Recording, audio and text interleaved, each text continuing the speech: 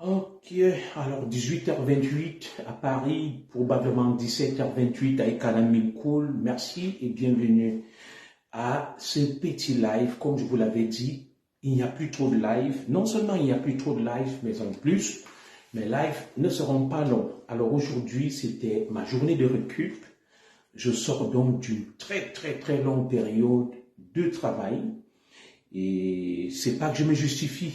Voilà. Je n'aime pas servir de mauvaise conscience à la postérité, à la nouvelle génération qui nous regarde. C'est pour ça que je tiens toujours à dire, c'était ma journée de récup, j'ai travaillé et je me repose aujourd'hui pour relancer demain. Alors, bienvenue donc à toi qui viens de t'installer là, depuis Ikalanikoul, depuis Ebebda, depuis Biwombane. Merci à vous tous qui me suivez depuis l'Afrique, depuis les Amériques, depuis l'Europe, depuis tout simplement l'Océanie, l'Antarctique, et même ceux qui me suivent depuis l'enfer et le paradis, je vous suis infiniment reconnaissant. Merci donc et bienvenue à ce petit live de l'enfant terrible du Kalaminkoul au moment où il est 18h passé de 30 minutes du côté de Paris, au pays de Charles de Gaulle et de Mesmer. Il est probablement 17h passées de 38 minutes à Ekalaminkoul, au pays de mon grand-père Tigongolo et de ma grand-mère Mbogembolo Cécile du côté paternel et de mon grand-père, n'est-ce pas, ce grand homme de Dieu catéchiste Betiba Gérard. Je fais donc un clin d'œil comme ça à tous mes oncles du côté des Bemda. Alors, bienvenue à ce direct. Nous allons être très brefs parce que nous ne recherchons pas les vues. Nous ne recherchons pas la visibilité, nous sommes là pour faire de la pédagogie et faire passer le message. À 19h passées, probablement de 15 minutes, j'arrêterai le direct parce que j'irai récupérer Madame Zogo. C'est pour ça que nous irons très vite. Et sur ce, je vais vous prier de mettre des cœurs pour sécuriser le direct parce que la page, l'image est figée. Je salue comme ça mon frère, un frère à moi, Gaston Bivina guerrier Ekan, un véritable guerrier Ekan. Je salue une fidèle des fidèles, Marthe Menge Nkumu. Merci de m'honorer tout le temps de ta présence, de soutenir mes directs. Nous avons donc un thème avec son corollaire ou tout au moins sa conséquence. Aujourd'hui, nous allons parler des décès étranges et subis. Oh là là, ma petite sœur chérie, Mich Komeven, salut à toi. Aujourd'hui, donc, nous allons parler des décès étranges d'un certain nombre d'influenceurs de la Côte d'Ivoire et du Cameroun. Et nous allons nous poser une question. Sans être des superstitieux, s'agit-il de mort naturelle ou alors du moukouaï? Vous connaissez, n'est-ce pas, ce barbarisme, le moukouaï qui veut tout simplement dire, dans la cosmogonie des Bantous, enfants de la forêt, le con ou tout simplement le famla pour les fils des montagnes ou alors une mort étrange et bizarre. Qu'est-ce qui tue les influenceurs camerounais et ivoiriens? Et le deuxième sujet sera la 52e édition de la fameuse fête de l'unité nationale au Cameroun. Très bien. Le Cameroun va fêter donc lundi la fête de l'unité nationale. Nous allons donc ensemble faire un petit rappel historique sur cette fête. Et sans plus attendre, nous allons aborder le vif du sujet. Et ceux qui viendront regarder en retrait ou en sous-marin, je les remercie également. Alors, vous avez vu ce direct, nous sommes 25, on aussi entre 27 et 30. Alors, je vous dirais une chose, c'est que mes directs sont de la fine crème. Bonsoir à toi, Lyon Aben. Bonsoir à Thomas Nkolo. Mes directs sont de la fine crème. Par contre, vous verrez très peu de gens les partager. Et cela m'amène à rentrer donc dans le vif du sujet. Salut à toi, Francine et Foi. Qu'est-ce qui tue nos influenceurs? Vous allez voir sur Facebook des gens n'ayant aucun contenu, des gens ne maîtrisant rien, qui sont même ennuyeux, qui n'apportent rien, drainer des milliers de followers. Ils drainent des milliers de followers. À peine ils ouvrent le direct, il y a 1000, 2000, 3000, 4000 personnes connectées. Alors, certains me diront, Junior Zogo, tu le dis parce que tu es aigri, tu n'as pas de vue. Lorsque nous voyons la fréquence avec laquelle certains influenceurs décèdent, merci à toi Francine et Foi, décèdent sur les réseaux sociaux, les influenceurs, les web influenceurs, surtout. Voyez, prenons le cas de la Côte d'Ivoire. Nous avons vu le célèbre Anaconda, paix à son âme. Et puis dernièrement, Marie-Dominique Kakou, décédée de manière bizarre, étrange. Avant cela, nous avons vu au Cameroun les Cabrel Nanjib, les Cooper, les Diane Zogo, les Kalaba et plein d'influenceurs mourir de manière subite, avec tout le respect que nous devons aux morts. Et cela m'amène donc à rentrer dans ce sujet. Qu'est-ce qui tue la nouvelle génération? Vous allez ensemble le dire. Yannick Mvomze, je te salue mon petit Yannick, merci à toi. Ensemble, nous allons donc chercher à comprendre ce qui tue. Bonsoir également à toi Joséphine Noir. Qu'est-ce qui tue nos jeunes influenceurs? Ils meurent subitement, pour la plupart à la fleur de l'âge, très jeunes. J'ai fait un post ce matin, faut-il s'en inquiéter ou alors on sera taxé de méchants? Regardez sur Facebook. Je lisais encore la vidéo d'un jeune Ivoirien. Il est du Togo. Alors, il faisait un témoignage, il s'est reconverti. C'était un brouteur, c'est-à-dire les gens qui montent, qui appâtent des followers sur les réseaux sociaux en se faisant passer pour un homme ou une femme. Merci à toi, bonsoir, Edouard Massy. Et ils prennent leur sextape, ils leur font le chantage. Alors, il reconnaissait qu'il allait faire de la magie et des pactes, buvant du sang, avalant des lames. Alors, rien que pour arnaquer et escroquer, ils vont faire des sacrifices, ils vont faire de la magie. Alors, on n'est donc pas surpris que beaucoup de nos jeunes influenceurs, vous allez voir quelqu'un, il bégaye, il ne dit rien de bon.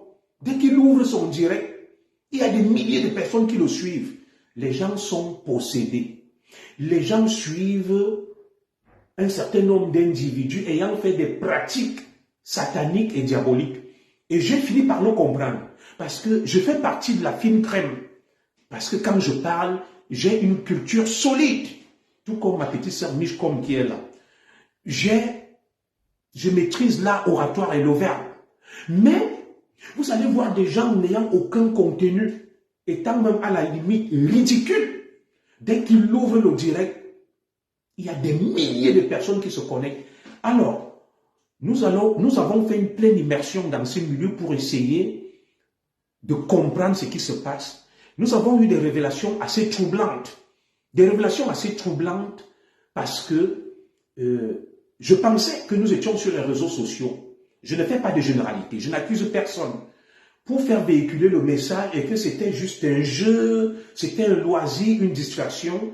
Mais je m'en suis rendu compte que sur les réseaux sociaux, il y a des sorciers. Sur les réseaux sociaux, il y a des vampires. Sur les réseaux sociaux, il y a le con.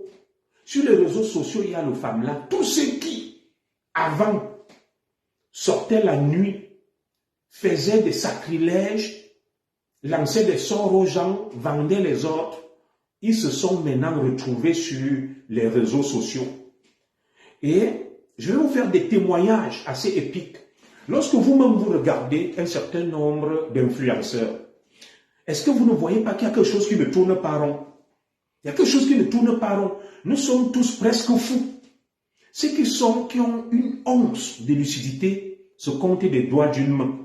Vous allez voir des gens s'insulter.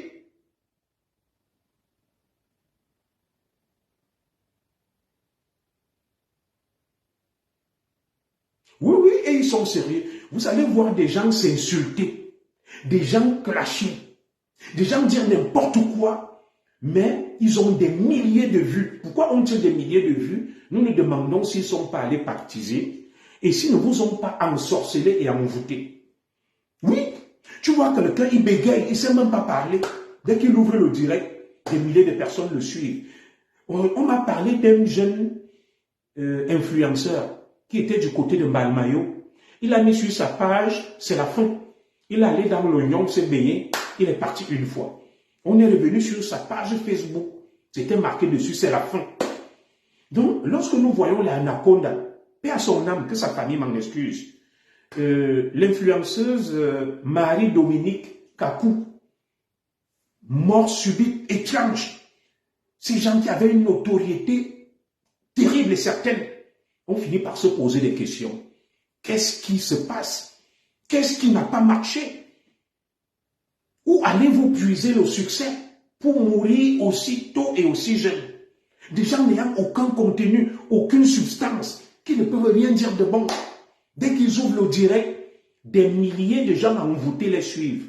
Mes frères, venez ici. Que chacun vienne me dire où il est attaché et où ils ont pris leurs écorces. Mais on est étonné de voir des gens mourir comme des mouches, tomber comme des mouches à la fleur de l'âge. Tu vas voir quelqu'un là, il va pour se baigner dans l'oignon, il disparaît. Il s'est arrangé à mettre sur sa page, c'est la fin. Tu te demandes que mais qu'est-ce qui ne va pas? Tu vas voir quelqu'un, on te dit qu'il est descendu, il est mort d'accident. Avant ça, il a annoncé sa mort. On te dit que tel là-bas, la voiture s'est fracassée et tous meurent à 30 ans. Tous meurent à 33 ans. Mes frères, est-ce que ça vaut la peine d'avoir ce succès éphémère et de crever de manière étrange et bizarre? Qu'est-ce qui tue nos frères? Et vous allez remarquer que c'est sur le réseau social ou les réseaux sociaux ivoiriens et camerounais qu'il y a de plus de gens excentriques, le plus de gens brillants par la dérive, le plus de gens vraiment qu'on ne saurait qualifier. Tu vas sur le Facebook camerounais, ivoirien, le TikTok, tu vas voir toutes sortes de dérives. Tu vas observer toutes sortes d'abus, d'outrance. Et c'est toujours dans ces deux pays que les influenceurs meurent le plus de manière bizarre et étrange. Tu vas voir, ils drainent des foules, ils parlent. Tout le monde vient s'approcher. C'est l'envoûtement de masse avec la sorcellerie. La sorcellerie s'est installée sur Facebook. Alors, regardez un peu, moi je suis amusé de voir des gens qui font des libéralités, des dons, qui offrent de l'argent. Vous allez voir quelqu'un, moi je travaille avec ma femme, en Europe où nous vivons, écrivez là, ce n'est pas facile de se faire de l'argent. Mais on te dit que tel allait donner 1 million, tel allait donner 2 millions. Tu ne les vois jamais au moment où ils travaillent. Mais ils ont de l'argent. Ils font des dons. Est-ce que vous savez que l'argent que les gens vous donnent sur les réseaux sociaux, sous forme d'étoiles, sous forme de dons, sous forme de libéralité, c'est un argent ensorcelé. C'est un argent où ils vous envoûtent, ils puisent votre énergie et vous rendent para. Regardez vous-même les influenceurs ivoiriens et camerounais, ceux qui se font passer pour des influenceurs ivoiriens et camerounais sur les réseaux sociaux, que ce soit TikTok, que ce soit Facebook. Sur 10, 8 ne sont pas normaux. Regardez vous-même, je ne vais pas les citer parce que le mois est haïssable, on ne cite pas les contemporains. Vous-même, vous pouvez mettre des noms là. Vous voyez des papas, des mamans, ils sont fous. Ils débitent des insanités. Ils disent n'importe quoi. Ils sont instables mentalement. Vous savez que toute cette malchance vient d'où? Est-ce qu'on ne fait rien pour rien sur cette terre? Personne ne se lève, va prendre 1 million et vous donne pour rien. Personne ne se lève, vous donne des étoiles pour 1 000 euros, pour 2 000 euros, pour rien. Vous êtes surpris de mourir. C'est quoi le con? C'est quoi le femme-là? C'est quoi le moukoigne? Mettez des cœurs pour soutenir le direct parce que l'image est figée. Abordons donc ces choses. C'est quoi le con? C'est quoi le moukoigne? Quand j'étais tout petit, mon père et ma mère m'avaient dit, si tu croises quelqu'un en route qui te donne de l'argent, ne prends pas. Alors, quand quelqu'un va se lever, il vient m'offrir 20 000 étoiles. Lui-même, tu ne sais pas ce qu'il fait dans sa vie. Lui-même, tu ne sais pas ce qu'il travaille. Mais il va faire des dons. Où est-ce qu'ils prennent cet argent? Et comme le dit ma sœur Marthe Menge, est-ce que vous savez qu'il y a des gens, En vous donnant de l'argent, ils font des incantations dessus. Que l'argent que je donne à tel là, les étoiles que je donne à tel là, il sera toujours fou, il sera toujours paplé, il sera toujours pala. Tout cet argent que vous prenez là, que mettez-moi les étoiles, pompez les étoiles, est-ce que vous savez que deux fois, les étoiles là sont achetées avec un argent maudit, l'argent du sang, sur lequel les gens ont fait des incantations et de la magie. Vous êtes étonné de voir des gens mourir comme des mouches et jeunes. Ce n'est pas tout argent qu'on accepte. Je suis un zigli. Je suis sur les réseaux sociaux. Vous ne pouvez pas imaginer ce que moi, le zigli, j'ai déjà vécu. Quand vous voyez des gens tomber, vous savez que qui vous donne de l'argent. Vous voyez des gens sur Facebook, quelqu'un vient là, il ne travaille nulle part. Il a les yeux comme le serpent. Il vient, il vous fait des dons. Tu ne dis même pas que qui. La personne même qui me fait des dons ici là, nous vivons en France, nous vivons en Europe. La vie est dure. Je ne vois pas cette personne aller travailler, bosser. Comment elle peut me faire des dons? Où prend-elle cette personne de l'argent pour me faire des dons?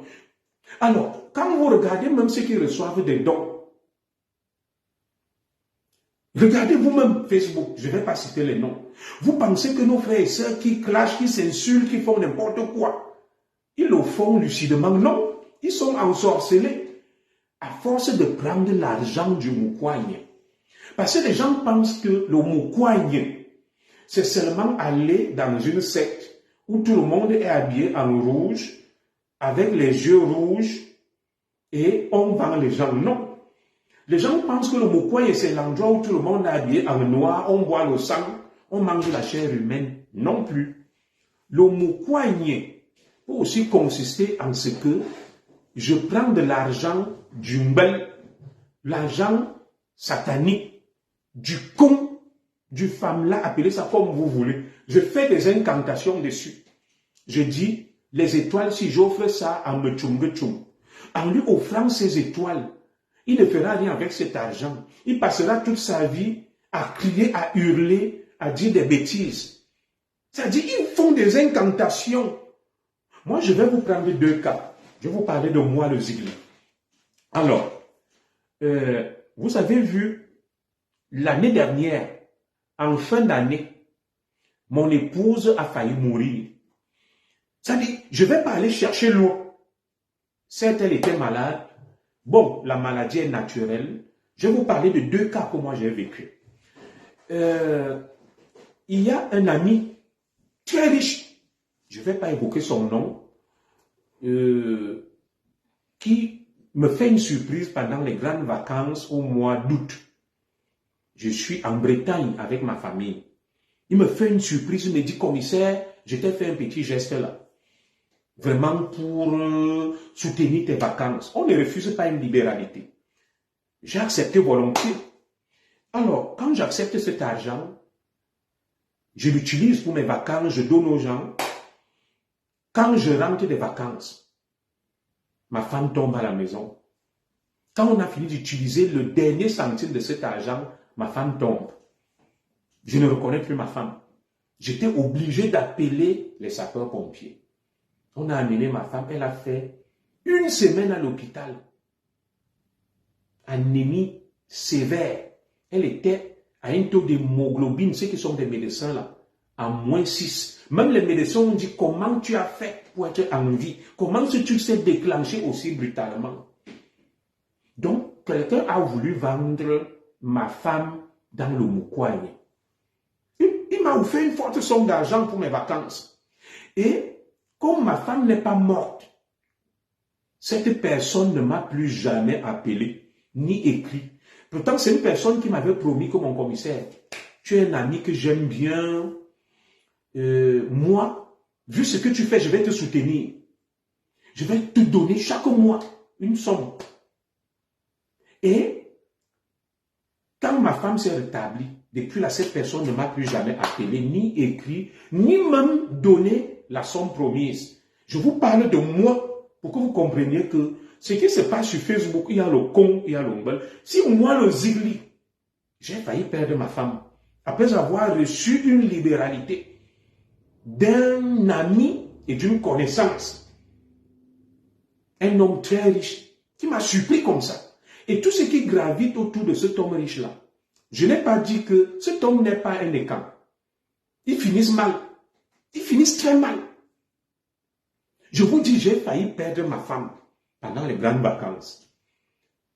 Ayant accepté une libéralité et j'ai baissé la garde. C'était des moments d'inattention.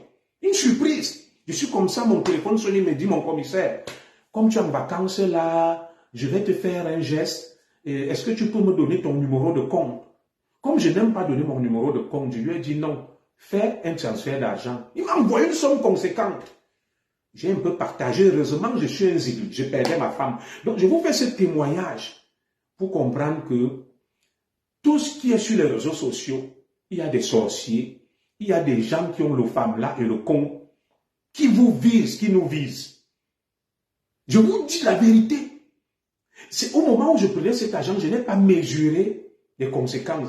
C'est quand ma femme commence à tomber malade, que c'est grave, je dis, hey, Zobo, et qui est? Donc c'est comme ça que tu as failli te faire avoir comme un enfant. Heureusement, moi-même je suis un zigli. Je suis allé, comme j'ai grandi au village avec mes grands-parents, j'ai fait un rituel. J'ai invoqué mes ancêtres en les citant, chacun par son nom, que levez-vous, en les citant par leur nom, que Tirongolo, Mvore Melingo Noro, tel, levez-vous. Votre femme ne peut pas venir mourir ici, au pays de Gaulle, parce que quelqu'un a voulu nous piéger et nous vendre. J'ai grondé mes ancêtres qu'elle doit se relever. Le lendemain, ma femme s'est relevée. Le lendemain, elle s'est relevée. Et cette personne ne m'a plus jamais contacté. J'ai son numéro. Moi-même, je ne l'appelle pas. Cette personne est très riche. Mais rassurez-vous, ce n'est pas un étang, ce n'est pas un bêtis. Voilà. Très riche. Je suis resté, j'ai dit Zogo. Donc c'est comme ça qu'on vend les gens. Deuxième témoignage, vous savez, nous recevons beaucoup de libéralité, contrairement à ce qui s'affiche. Vous savez, le travail est bien fait. Je connais beaucoup de personnalités qui m'ont remercié, d'autres qui sont bien. J'ai également reçu une libéralité il y a quelques années. C'était une très forte somme. Quand je l'ai reçu, je n'ai rien fait avec cet argent. Je n'ai rien fait avec cet argent. C'était beaucoup d'argent. Je prends cet argent, toujours une surprise. Boum! Mon véhicule au moteur coule. J'amène au garage, on me dit, il faut 6 000 euros. Mon deuxième véhicule, boum, le moteur coule. On dit, commissaire, qu'est-ce qui se passe? Des véhicules neufs. Il y a ceci, cela, il faut 4 000 euros. Tout l'argent que m'a offert ce grand ami est reparti dans les problèmes. Tout ce que j'ai pu m'offrir avec, c'était une paire de chaussures que je suis allé acheter. Je crois que j'étais de passage à Rennes. Je me suis arrêté avec ma femme et mes enfants. J'ai dit que chacun prenne une paire de chaussures là. J'ai acheté une paire de chaussures à 500 euros. Une botte. Ma femme a pris, chaque enfant a pris. J'ai dit l'argent là, ça ne reste pas chez moi. Et ce n'était que des coupures de 500 euros. C'est pour dire que faites attention avec l'argent qu'on vous donne. Oui, c'est le point de contact. Il y a un argent qu'il ne faut pas accepter. Quand vous voyez que les gens meurent tragiquement, mais je vous parle de ces deux cas que moi-même j'ai vécu. Moi que vous connaissez, un zigli des ziglis. Un zigli des ziglis, moi, l'enfant des ancêtres. Imprégné dans les arcanes de la tradition, un mystique, un compliqué. On a failli m'avoir comme un bleu. Heureusement, j'ai eu ce qu'on appelle l'intuition, le sixième sens. J'ai dit, waouh, Zogo. Donc c'est toi qu'on va aller accuser que tu as vendu ta femme. Je me suis levé à minuit, j'ai appelé tous mes ancêtres, un par un. Je leur ai dit que j'ai commis une erreur. Je n'ai pas respecté la consigne que vous m'avez donnée, que dans la vie, ne prends jamais l'argent dont tu n'es pas sûr de la provenance. Je dis, hey, qu'est-ce que je viens de faire comme ça? Je les ai appelés un par un. J'ai dit, vous ne pouvez pas laisser faire. Je vous donne le secret. Ça, c'est un secret que je vous donne. Si vous connaissez la lignée de vos ancêtres, quand vous êtes en difficulté, dans votre langue maternelle, vous les appelez un par un, en donnant les noms des gens en difficulté. Vous leur dites, j'ai appelé, comme moi je connais un peu ma lignée, en commençant par les arrière. J'ai dit, tu te lèves. Ungolo mazna, melingu noro, tigungolo, monungolo, mbowimbo. J'ai dit, levez-vous. Votre sang ne peut pas couler comme celui d'un bleu. Vous allez intervenir tout de suite et m'éloigner cette malédiction. J'ai dit, vous ne pouvez pas laisser faire. J'ai dit, vous ne pouvez pas laisser faire. Oui, Sa Majesté. J'étais en train de dire que j'ai appliqué ce que tu m'as enseigné. Qu'il y a le con et le femme là sur Facebook. Il ne faut pas accepter n'importe quel argent. Quand vous voyez beaucoup d'influenceurs mourir de manière bizarre, tragique et étrange en Côte d'Ivoire et au Cameroun, je résume ça pour Sa Majesté Atebankou. Ça veut dire que quelque part, soit ils ont trempé, soit on les a piégés sans qu'ils ne le sachent, et que les dons et les libéralités que nous recevons, il faut faire attention, il y a un argent piégé, empoisonné, maudit, où des gens font des incantations, où des gens font de la magie, où les gens font n'importe quoi. Et j'ai fait 2 témoignages sur moi, où un ami, celui que je pensais être ami, pendant les grandes vacances dernières, m'a fait une surprise en me donnant de l'argent pour passer mes vacances. Quelques jours après, j'ai failli perdre ma femme. Et un autre qui m'a fait également une libéralité, je n'ai jamais eu autant de problèmes dans ma vie avec cette libéralité-là. Et j'ai donc appliqué les principes des ancêtres. Quand j'ai vu ma femme coucher, oh là là, François Fonkou, merci pour les étoiles. J'ai appelé mes ancêtres, Sa Majesté Atebankou, un par leur nom, en parlant dans ma langue. Que vous ne pouvez pas laisser faire, on ne peut pas vendre ma femme dans le coup, parce que moi, ils n'ont pas pu m'avoir, parce que moi, je suis travaillé. Oui, François Fonkou, merci, tu viens de faire un dépôt de 100 étoiles, merci, je les accepte volontiers, parce que toi, ce n'est pas l'argent du Moukouaï, tu en as l'habitude, voilà, c'est pas le Moukouaï. Donc, ce que je disais, c'est quoi? J'ai invoqué donc mes ancêtres, en les appelant chacun par son nom. Que tel, lève-toi, tel, lève-toi, tel, lève-toi. Tu ne peux pas laisser faire.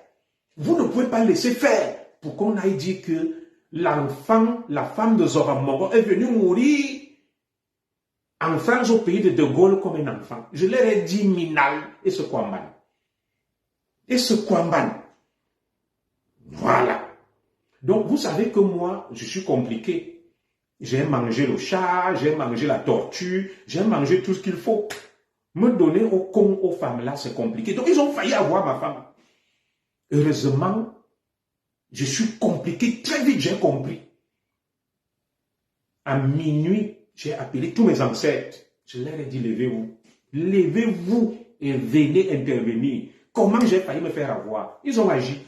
Donc, je vous fais ce témoignage donc pour vous dire que on est toujours étonné de voir des gens mourir de manière tragique et précoce et bizarre même sur les réseaux sociaux.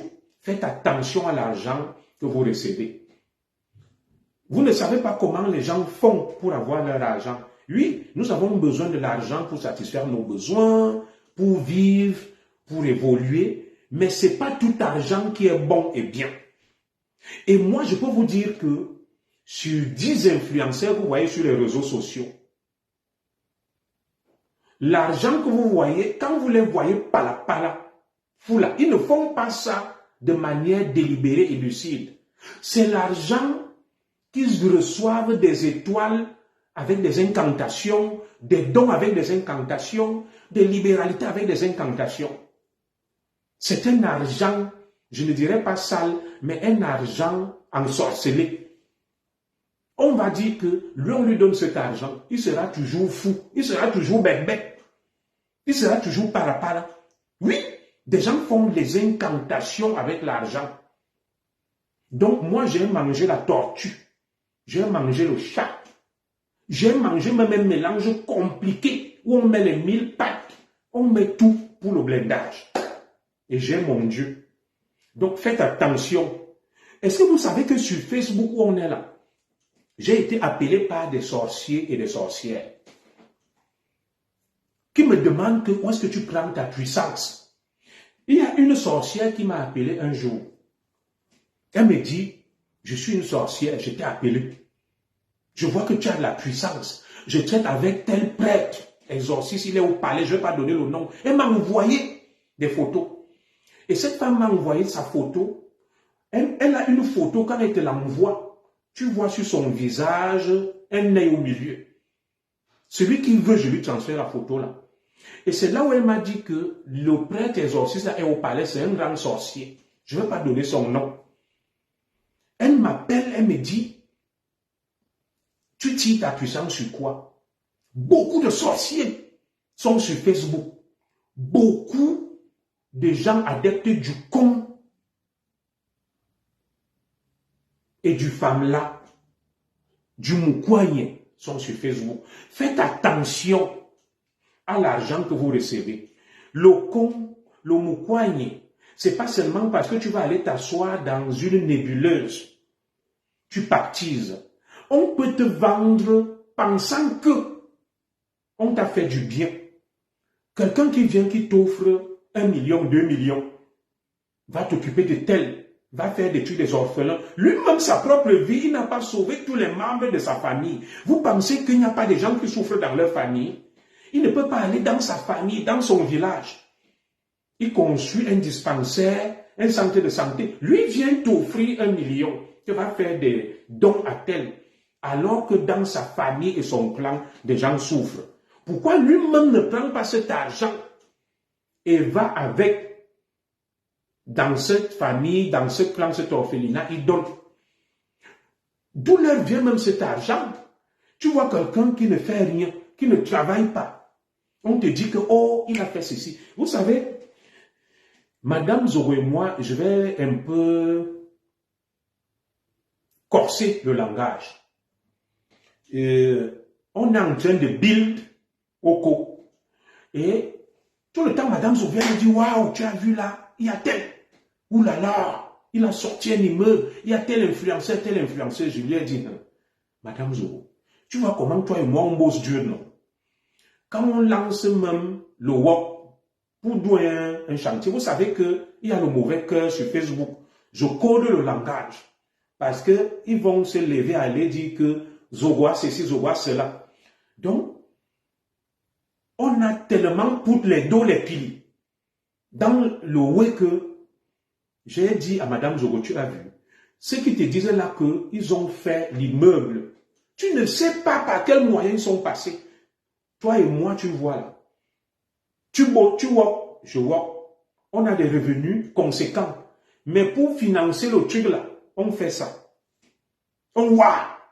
Donc, il ne faut jamais aller voir quelqu'un qui a fait une chose. Vous ne savez pas qui est qui sur Facebook. C'est quand les gens meurent tragiquement, bizarrement, que vous sursautez que, hé, Seigneur. Donc lui aussi, il était dans les trucs là. Personne ne connaît où les gens tremblent. Le succès que vous voyez là. Je n'ai pas dit que tout succès est forcément lié à quelque chose de maléfique. Voilà. Je n'ai pas forcément dit que tout succès est lié à quelque chose de maléfique.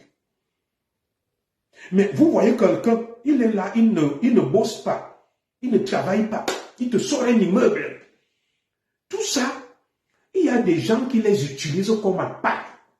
Que quand vous allez voir que Mechungechum a sorti un immeuble, toi aussi tu vas dire merde. Merde, il a fait un immeuble moi aussi. Sais-tu où Mechungechum va puiser? Je ne parle pas ici de Steve Farr qui a fait quelque chose de mauvais. Vous voyez, Steve Farr sorti son truc là, l'immeuble. Il y a beaucoup d'influenceurs qui ne dorment plus. Qui ne dorment plus que Steve Farr. Est-ce que vous connaissez comment Steve Farr a fait? Va aussi être influenceur. Tu fais des contenus. Tu conçus aussi comme lui. Il a appelé ça, c'est la farniente ou quoi. Il vous a parlé de 500 millions. Non? On fait comment pour gagner 500 millions sur Facebook? Aussi facilement, en coupant des vidéos. Non, ne vous laissez pas endormir. Ces gens utilisent des appâts, des hommes qui brillent dans la société. Il te dit, tu as vu tel influenceur, il a construit tel, a des milliers de vues, tel a ceci, tel a cela. Dès que tu vois aussi, tac. Voilà. Il y a Rodrigo Sanchez. Moi, je ne vais pas t'insulter. Alors, je vais dire ce qu'il a écrit. Le bandit-ci, avec la haine, un commissaire voleur. Très bien. Monsieur Rodrigo Sanchez, déjà, vous n'avez pas votre nom. Est-ce que vous pouvez dire aux Camerounais qui vous suivent, en quoi est-ce que je suis un bandit et ce que j'ai volé, je ne vais pas vous insulter. Dialoguons. Et entre vous et moi qui a de la haine, parce que moi, je ne vous insulte pas, je ne vous connais pas. Vous venez, vous me traitez de bandit, vous me traitez de voleur. Alors, pour donc mieux nous éclairer et édifier, est-ce que tu peux dire aux Camerounais, respectueusement, hein, moi je m'appelle Zogo Junior. Déjà, toi, tu t'appelles Rodrigo Sanchez. C'est un pseudonyme. Entre toi et moi qui est un bandit, moi j'utilise mon nom, toi tu utilises un pseudo. Donc, forcément, le bandit, c'est toi. Parce que moi, j'ai mon nom. Et tout le monde sait que je vis en France. Si je suis bandit, les gens vont porter plainte. Mon nom, c'est Junior Zogo. Je vis en France. Il va porter plainte. Alors, toi qui viens donc déclarer que je suis un bandit et voleur, sans t'insulter, voilà, très bien. Il dit, pourquoi tu es en France un commissaire? Très bien, il y a beaucoup de commissaires en France.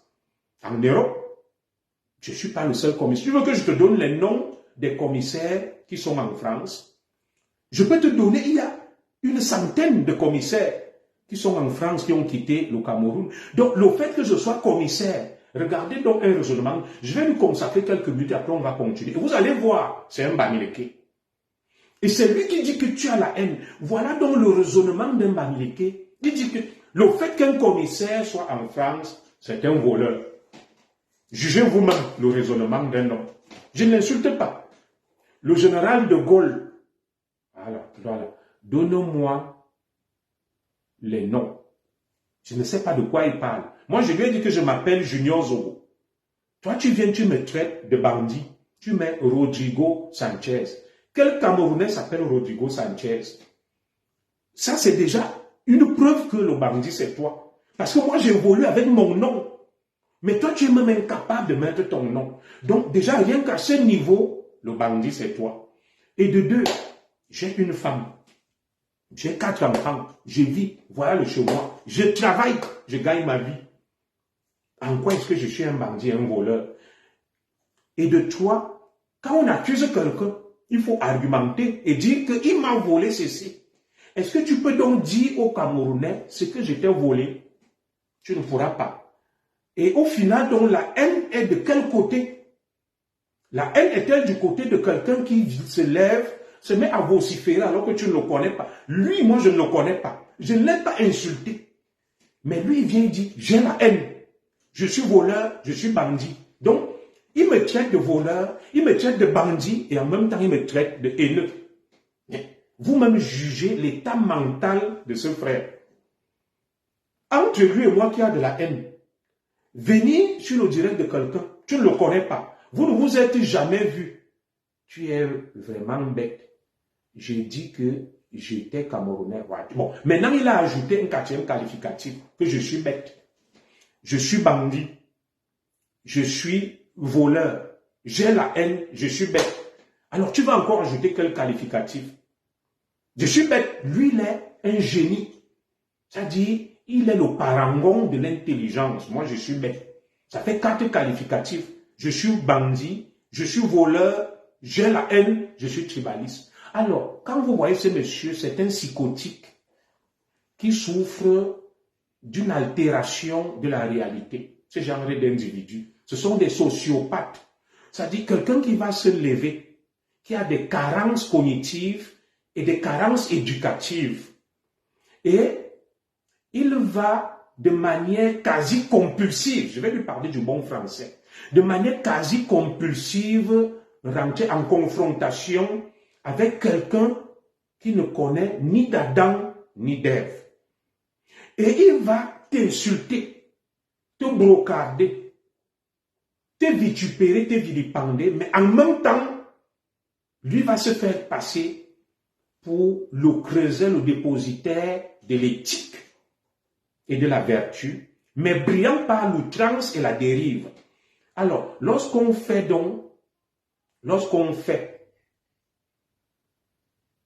Alain Mbongo a ton médicament, c'est un bamileke. Alors, je vais donc lui dire quelque chose. Voilà, il prend l'exemple de monsieur Mbongo. Ce sont les sorciers de Facebook.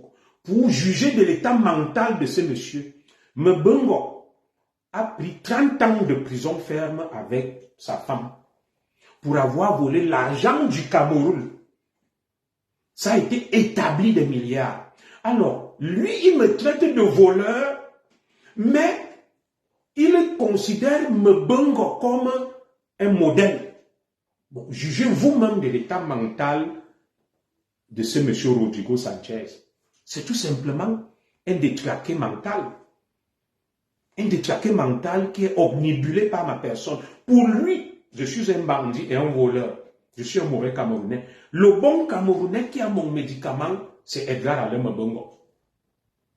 Mbongo, condamné par l'État du Cameroun à 30 ans de prison ferme avec sa femme pour avoir volé plus de 400 milliards de francs CFA. Le bamileke Rodrigo Sanchez, comme tout bon bamileke, c'est pour ça que j'aime vous dire que c'est vous qui vous attirez des ennuis. Vous avez la haine atavique des enfants de la forêt. Je ne le bloque pas. Mon devoir est d'éduquer des crétins, des polissons comme lui. C'est un polisson. C'est un crétin. Voilà. Tu as été viré par Alain Mbongo pour vol. Et il écrit vol avec eux. Alors, j'admets que j'ai été viré par Alain Mbongo pour vol.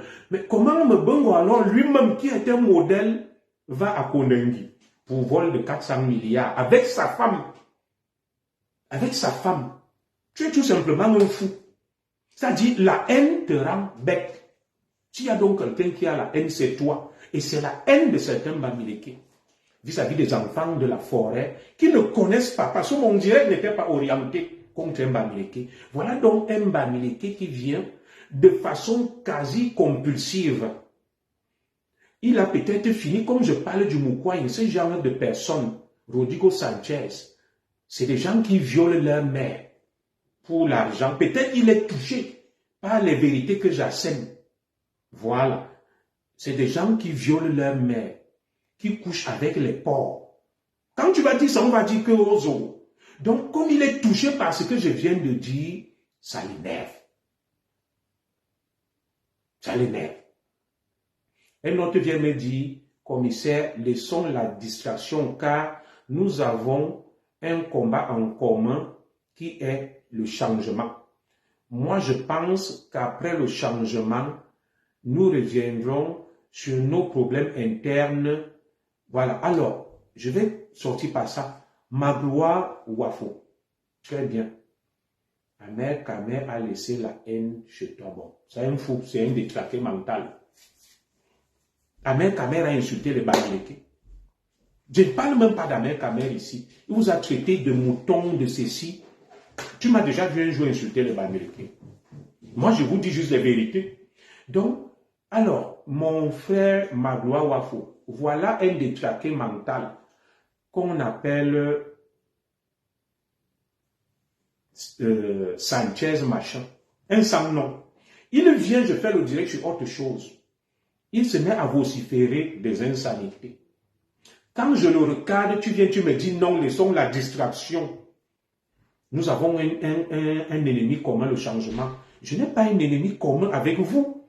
Je ne peux pas avoir un ennemi commun avec un âne batté, comme Domingo Sanchez, avec des espèces d'ours mal léchés. sans éducation, qui a grandi dans la poubelle, et tu me dis qu'on a un combat commun. Je n'ai aucun combat commun avec un tel individu. C'est tout simplement un mécréant. Quel combat je peux avoir avec lui? Et qu'est-ce que tu appelles le changement? Qu'est-ce que tu appelles le changement en fait? C'est quoi le changement pour toi? Le changement pour toi, c'est d'instaurer la haine. De dire qu'il y a ça, il y a ça. Non, ce changement que vous voulez pour vous venger, ce n'est pas du changement. Voilà. Il dit, le voleur de Togo est là pour la distraction. Bon, il écrit tellement avec des fautes. Moi, je pense que c'est un quasi-analphabète qui est trop complexé par ma maîtrise de la langue. Il est obnubilé par ma personne. C'est même à la limite un tchèlè. Après, je vais le bloquer. Quand vous voyez Rodrigo Sanchez, c'est un tchèlè. C'est quelqu'un qui couche avec sa mère, qui couche avec les porcs, et certainement qui a été livré par la famille et qui se trompe des cibles. Il vient faire ce qu'on appelle un transfert de haine sur moi alors qu'on ne se connaît pas. Non seulement il veut me tenir pour responsable de son illettrisme et de son analphabétisme. Parce que quand vous voyez les gribouillis qu'il écrit, il écorche la langue française. C'est presque un analphabète. Et en plus de ça, c'est certainement un porc qui vit quelque part dans une porcherie, qui a fini de violer sa mère. Et il vient faire un phénomène de transfert sur moi, mon frère. Va violer ta mère et les porcs. Je ne suis pas responsable de ton mal-être. Quand on allait à l'école, tu volais. C'est toi-même le voleur. Tu violais les porcs et tu violais les mamans. Aujourd'hui, tu en veux aux gens. Donc, moi, je ne suis pas responsable de ta folie, de ton mal-être et de ta malédiction. Donc, retourne à l'école t'éduquer. Va revoir ton processus éducatif avec ta mère que tu violais. Et va demander pardon à ta mère. Ce n'est pas moi qui t'ai demandé de violer ta mère. Voilà. Je vais le capturer là. Ce n'est pas moi qui t'ai demandé de violer ta mère. Ce n'est pas moi qui t'ai demandé de violer les porcs. Ce n'est pas moi qui t'ai demandé d'aller dans le Moukwanye pour en vouloir à tout le monde. Donc, rentre tranquillement au village. Rodrigo Sanchez va demander pardon à maman Magne. Que maman, je m'excuse de t'avoir violé toute ma vie. Un enfant ne doit pas violer sa mère. Tu vas voir tous les porcs. Tu demandes pardon aux porcs. Qu'un homme ne viole pas les porcs. Je ne mangerai plus du porc. Je demande pardon. Et quand tu auras fini, tu vas à Baham, tu t'inscris à l'école. Tu apprends à lire et à écrire. Et quand tu auras donc terminé avec ce processus, reviens me voir. Tu pourras être mon interlocuteur. Nous continuons donc. Très bien. Donc lui, il a été éduqué. Je lui ai dit ce que j'avais à lui dire. Je continue en vous disant donc qu'il faut faire attention parce qu'il est vraiment venu nous distraire pour rien. J'irai chercher Madame Zoko. L'argent que vous recevez, vous ne savez pas d'où il vient. Et vous allez être surpris par des morts étranges, bizarres. Vous dites, ouais, il est mort jeune, il est mort d'un accident. Les gens qui viennent vous offrir faire des dons, des étoiles, la générosité, vous ne savez pas d'où ils viennent. Faites très attention. Le con, le femme-là ne vient pas seulement parce que tu es allé entrer dans une secte. On peut te vendre sans que tu ne le saches. Donc toi qui rigoles sur Facebook, qui réclame des étoiles, qui réclame des dons pour aller aider les orphelins, ces gens puisent votre substance vitale, vous finissez sans que vous nous en rendiez compte. Quelqu'un ne se lève pas et te donne 1 million pour rien. Parce que pour travailler 1 million, c'est dur. Quelqu'un ne se lève pas, il t'offre 1 000 euros pour rien. Parce que pour travailler 1 000 euros, c'est dur. À bon entendeur, salut. Continuez donc à prendre cet argent des incantations, de la malédiction. Vous allez toujours voir des gens fous sur Facebook. Ils montent les caleçons, les seins. Ils font n'importe quoi. Ils sont tous par là, tous mazémés, tous fous. À cause de cet argent, de la malédiction qu'ils prennent, sans s'en rendre compte. Et pour que ces gens guérissent de cette dérive, il faut qu'ils aillent voir des prêtres exorcistes qui fassent un rituel pour se purifier. Ils ne le savent pas, beaucoup ne le savent pas. Ils vivent comme des moutons. Continuez à prendre cet argent, vous allez voir. Et maintenant, je vais revenir sur la fête de l'unité. Nous allons fêter, les Camerounais, l'élite du Cameroun va fêter la 52e édition de la fête nationale, de la fête de l'unité nationale, sur le thème que je vais vous lire. Le thème de la 52e fête dite de l'unité nationale est le suivant. Armée et nation ensemble pour un Cameroun uni, pacifique et prospère. Armée et nation ensemble pour un Cameroun uni, pacifique et prospère. Très bien. Vous savez, si la jeunesse camerounaise, même ivoirienne, se livre à ce genre de pratiques, c'est à cause de l'élite au pouvoir. Cette élite qui ne permet pas à cette jeunesse d'évoluer. Cette élite qui ne permet pas à cette jeunesse de pouvoir aussi s'émanciper.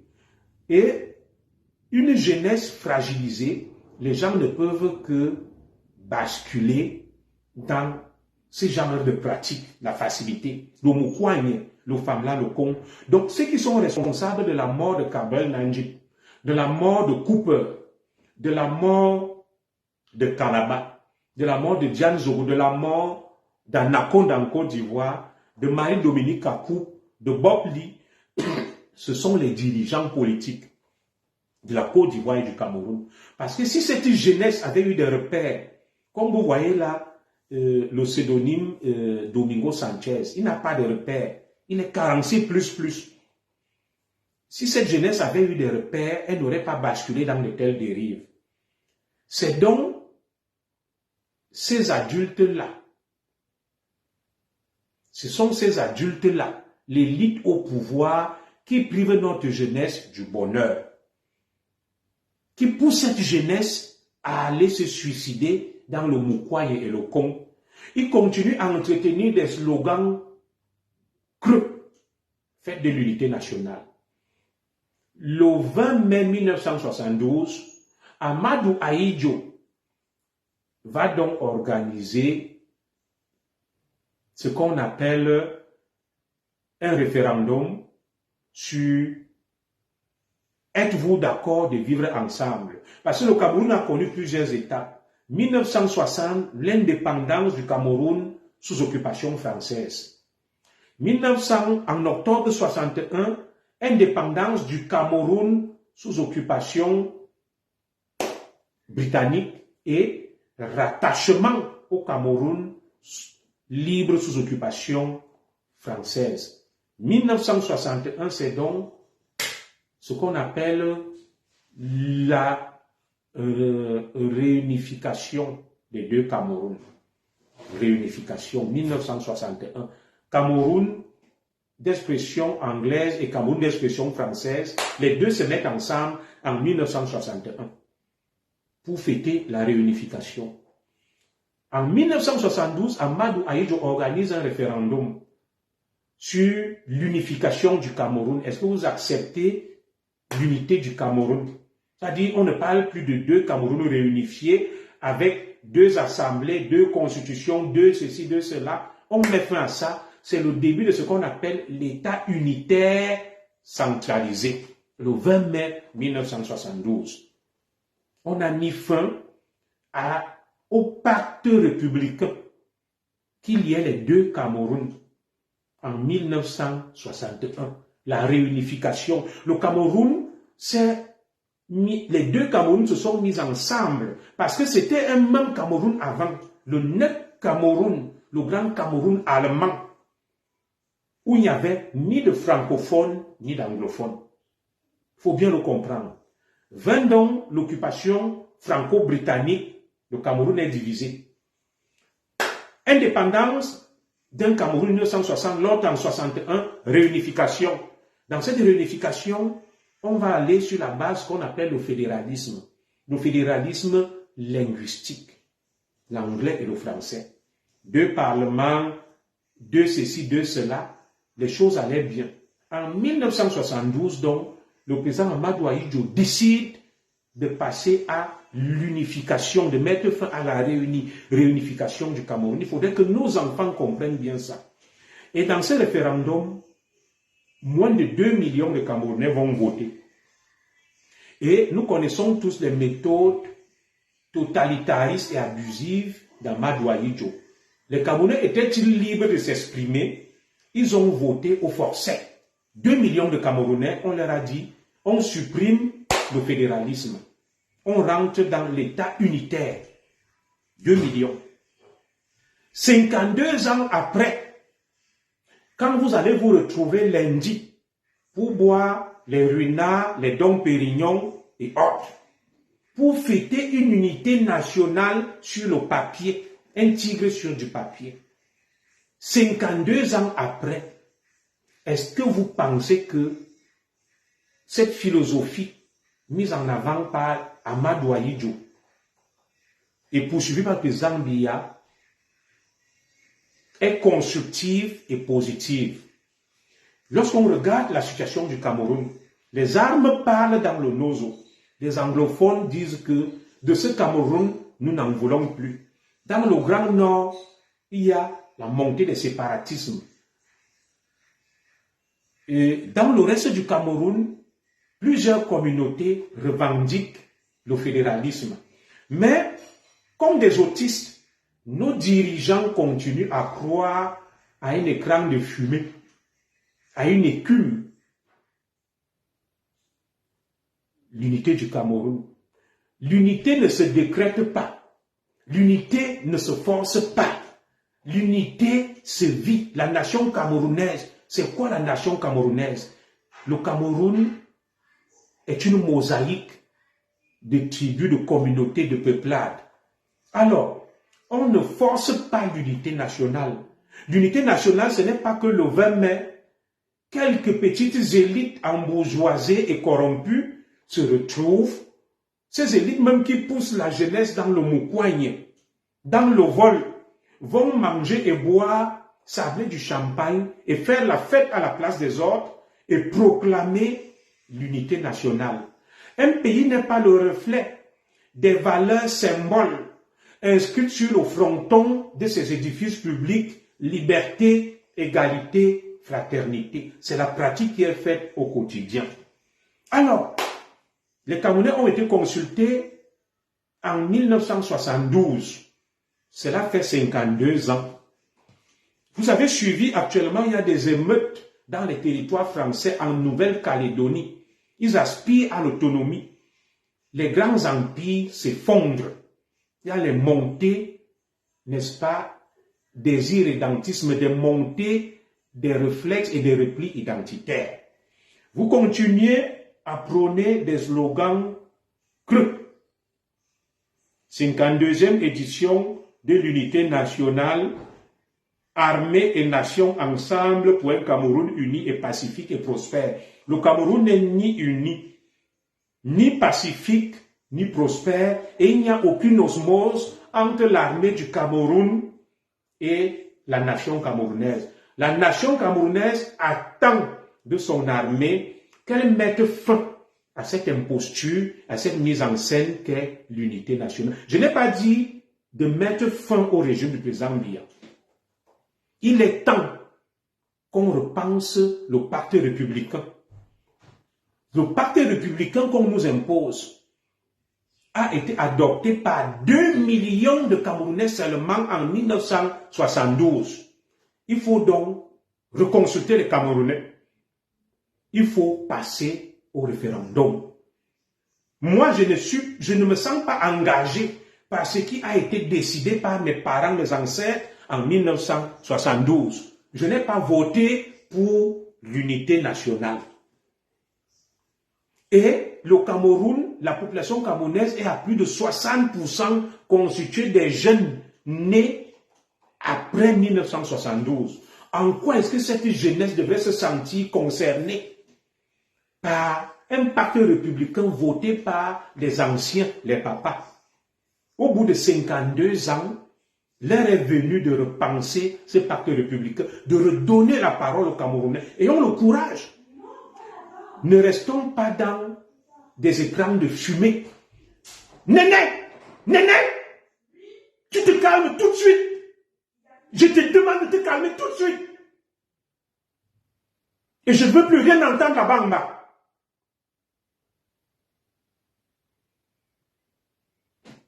Vous m'excuserez, ce sont les enfants. Comme moi je suis en haut, ils sont au rez-de-chaussée. Du coup, nous ne pouvons pas continuer à subir un choix fait par nos ancêtres. Nous ne nous reconnaissons plus en cette nation camerounaise. Vous avez vu Rodrigo Sanchez venir m'insulter là. C'est un Bamileke parce que je suis bêtis. Et on ne peut pas laisser ça. Nous ne sommes pas contre. La nation camerounaise doit s'adapter à la réalité sociologique du Cameroun. L'État unitaire centralisé, cette époque est révolue. Et si ceux qui tiennent les manettes pensent qu'ils ont raison, qu'on donne la parole aux Camerounais. Nous demandons un référendum constitutionnel sur le pacte républicain au moment où les gens vont se retrouver lundi, le 20 mai, en train de fêter la 52e édition d'un pacte républicain anachronique et déphasé. Au moment où beaucoup de Camerounais, nous respectons le président Biya. On n'a pas vu le président Biya. Il s'inquiète même. Il se demande que mais, le 20 mai même, il sera comment? Est-ce qu'il pourra marcher? Non. Sortons de cette mise en scène.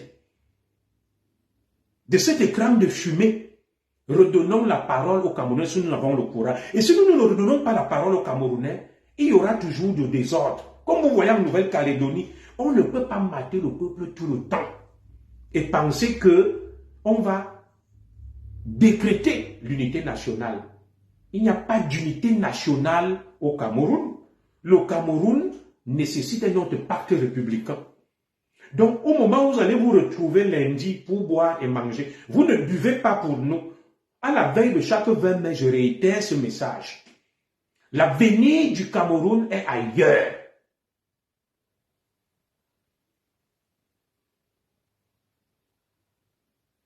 Non, je n'étais pas au courant du décès du commissaire Dibangué, paix à son âme. Voilà.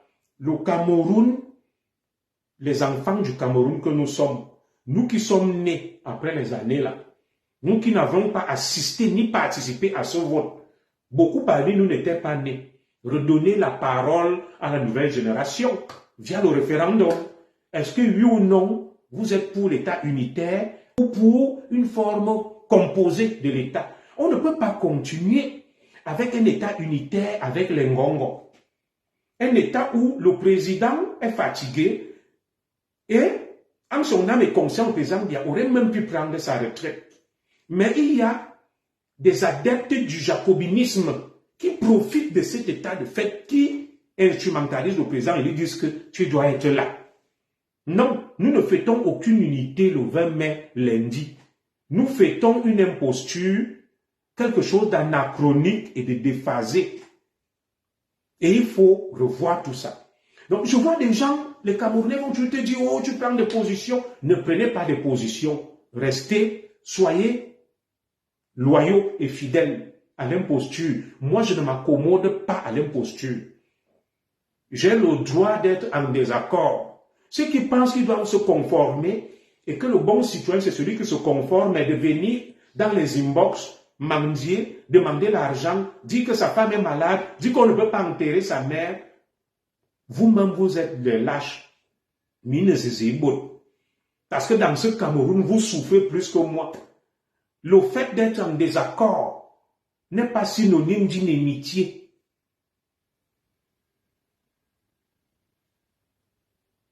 Tout à fait, mon frère Tapi Basten. Oui, l'ambassadeur a fait des courses à l'ambassade avec ses amis. Ils vont manger, boire, faire la fête et se donner des médailles. Cette fête ne concerne pas le peuple camerounais. C'est une fête qui a été instituée par nos ancêtres et les anciens. Et nous demandons une remise à plat de tout ça. Si vous pensez que vous avez raison, allons au référendum. L'avenir du Cameroun va se jouer sur ça. l'homme politique qui va porter cette réforme audacieuse et courageuse. Non. La forme de l'État doit s'adapter à la réalité sociologique du Cameroun. On ne peut pas superposer des grands principes anachroniques et nous les imposer. Ils ont acheté du champagne, des trucs, dépensé beaucoup d'argent dans l'ambassade du Cameroun. Bonsoir à toi, ma grande sœur Brigitte Ivana. Cette fête me concerne en quoi? Cette fête concerne Laurent Béguéné en quoi? Nous ne sommes pas concernés. Allez dire ce que vous voulez, que nous sommes aigris, frustrés, on a faim. Moi, Junior Zoro, enfant du Kalanminkoul, je ne suis pas concerné par le 20 mai. La fête de l'unité nationale ne me concerne pas. Et je sais que beaucoup de jeunes comme moi ne se sentent pas concernés par cette fête. C'est la fête des anciens qui veulent maintenir le statu quo via l'État unitaire où il y a les hautes instructions. Regardez vous-même comment pouvons-nous continuer avec un tel système. Et des gens te diront qu'ils sont à l'aise.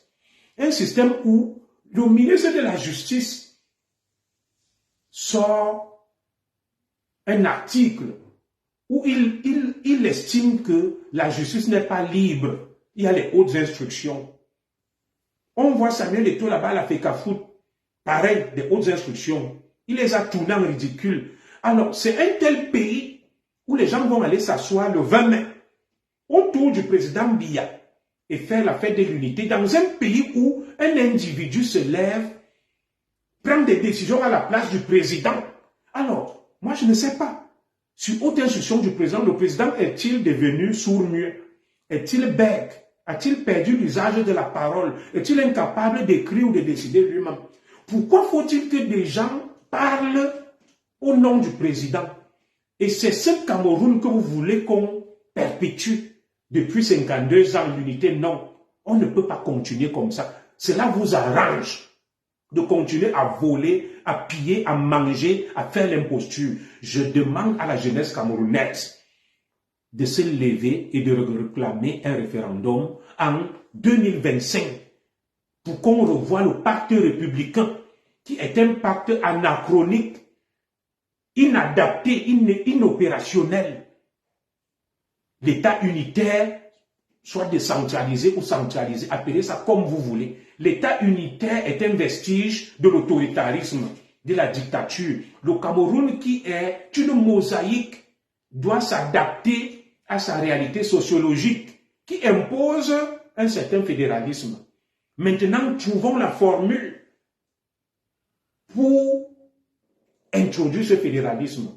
Certains parlent du fédéralisme communautaire, d'autres du fédéralisme linguistique. Moi, Zoro, je parle d'un fédéralisme culturel, coutumier et anthropologique. Sur la base de la culture et de la tradition, on va constituer des régions, des communautés. Et maintenant, nous pourrons nous mettre ensemble dans une nation camerounaise arc-en-ciel, constituée de plusieurs régions sur la base de réalités sociologiques. Parce que là, les tensions sont à leur comble, au maximum. On ne peut pas continuer à forcer l'unité à la baïonnette. Ça ne marchera pas. C'est un vestige de l'histoire, l'État unitaire. 2 millions de Camerounais ne peuvent pas décider à la place de 30 millions. C'est une question de bon sens, de logique, de réalité mathématique. Ceux qui se sont prononcés en 1972, ils étaient 2 millions. Nous sommes aujourd'hui 30 millions. Une progression géométrique. Il est temps de redonner la parole aux Camerounais. Des 30 millions de Camerounais que, bon, les autres avaient décidé à votre place il y a 52 ans, ils étaient 2 millions. Est-ce que vous, les 30 millions, vous êtes toujours d'accord? L'élection présidentielle de 2025 doit tourner autour de ça. Parce que tous les problèmes du Cameroun viennent de ça. L'État unitaire, l'unification du Cameroun, qui s'est faite sur la base de quelque chose de faux. Parce que Amadou Ahidjo, qui aimait le pouvoir, a voulu concentrer tous les pouvoirs entre ses mains en passant de la réunification à l'unification. Et, je vous répète, l'unification est un vestige de l'autoritarisme et du centralisme et à la limite du dirigisme et de la dictature. Des États modernes ne peuvent plus fonctionner sur cette base. Si vous voyez quelqu'un s'accrocher sur ce vestige de l'histoire, ça veut dire qu'il est autoritariste. Ça veut dire que c'est un despote. Ils adorent les hautes institutions parce qu'un Cameroun sur la base du fédéralisme, sous quelque forme que ce soit, il n'y aura plus les hautes instructions, il n'y aura plus tout ce qu'on voit là. Ça va s'apaiser, ça va un peu diminuer et baisser. Donc, allons vers ça. Nous ne fêtons aucune unité nationale le 20 mai. Il n'y a aucune osmose entre la nation et l'armée camerounaise pour la paix, l'unité. Il n'y a aucune paix au Cameroun, il n'y a aucune unité, il n'y a aucune prospérité. La prospérité, c'est pour une poignée d'oligarques qui profitent, s'engraissent et se sucrent au détriment de la grande majorité. Et ils vont se retrouver le 20 mai. Notre ambassadeur en France, c'est Koumou. En quoi est-ce que je me sens concerné par ça? L'ambassade où il fait des bois là, mon grand-père Tirongor, grand producteur de cacao, il produisait à l'époque, vers les années 60, 80 sacs de cacao. Il a contribué. C'est avec l'argent du cacao qu'on a construit ces ambassades. Vous venez vous installer là, avec vos amis, vos njomba, les gens qui sont avec vous dans les sectes, vous buvez, vous mangez, et vous dites que vous faites la fête au nom de 30 millions de Camerounais. Vous ne faites aucune fête. On a suivi Moja Moja, ce grand militaire du BI, dire que des gens veulent faire le coup d'État. Je vais chuter en vous parlant de ceci. Quand Moja Moja capturait les Ambazoniens, il était un héros. On a fini de l'utiliser. Maintenant, on veut le liquider. Le Cameroun ne peut pas continuer comme ça. Pour que, oui, je vais partir. Pour que cette guerre s'arrête, il faut une autre forme étatique. L'armée du Cameroun, comme les blogueurs, influenceurs, on nous soumet à un rituel. On nous soumet à un rituel. Alors, le rituel est le suivant.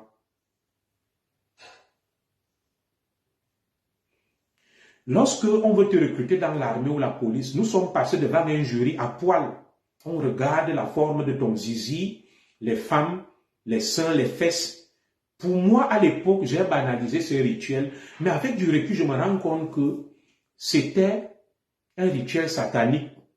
C'est pour ça qu'aucun officier de l'armée du Cameroun ou de la police ne peut rien faire ou entreprendre parce qu'on nous humilie.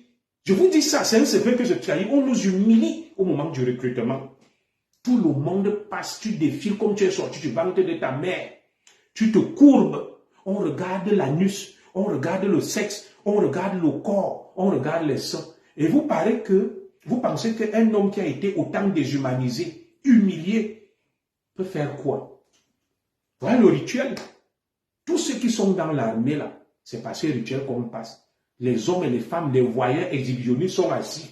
Ils vous regardent nus. Je me dis même qu'heureusement, moi c'était vers les années 2000. Il n'y avait pas encore Facebook. Peut-être les gars là même gardaient les images, filment. On passe par un rituel satanique. Mettre les gens à poil. Des gens viennent guetter ton anus. Ils touchent tes testicules. Ils regardent ton sexe. Les femmes, on met les doigts. Non. Vous pensez que ces pratiques ont lieu partout. Et vous attendez à ce que des tels individus, qu'on appelle officiers de l'armée et de la police, soient utiles en quoi?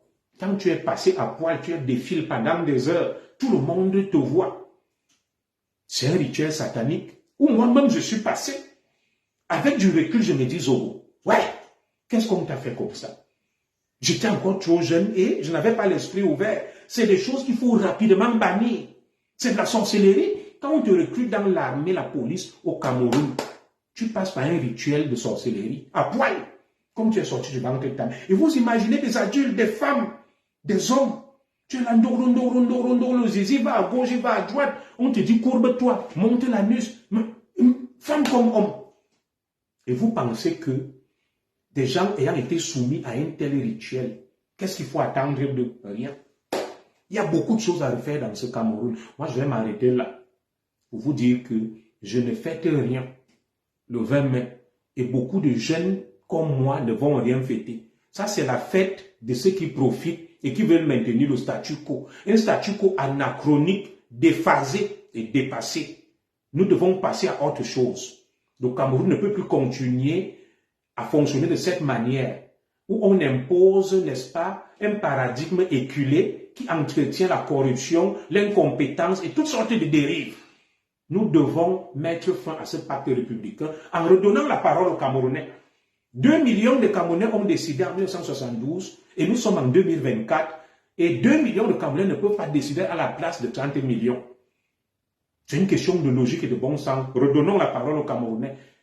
Quelle forme d'État voulez-vous? Êtes-vous favorable à l'État, à l'unification ou à la réunification? Les Camerounais vont décider de leur destin. Ne décrétez pas ça. Ce n'est pas vous qui décidez. Donc sachez que je ne suis pas concerné. Mais je suis républicain, je respecte la République, mais je ne suis pas concerné par votre 20 mai. Pour moi, ce pacte républicain ne me lie pas. Je n'étais pas là, je n'ai pas voté. Et les Camerounais qui sont en vie aujourd'hui, plus de 70% n'ont pas voté ce pacte républicain. Ils n'étaient pas là. Et on ne peut pas leur imposer ce dont ils n'ont pas décidé. Que Dieu vous bénisse.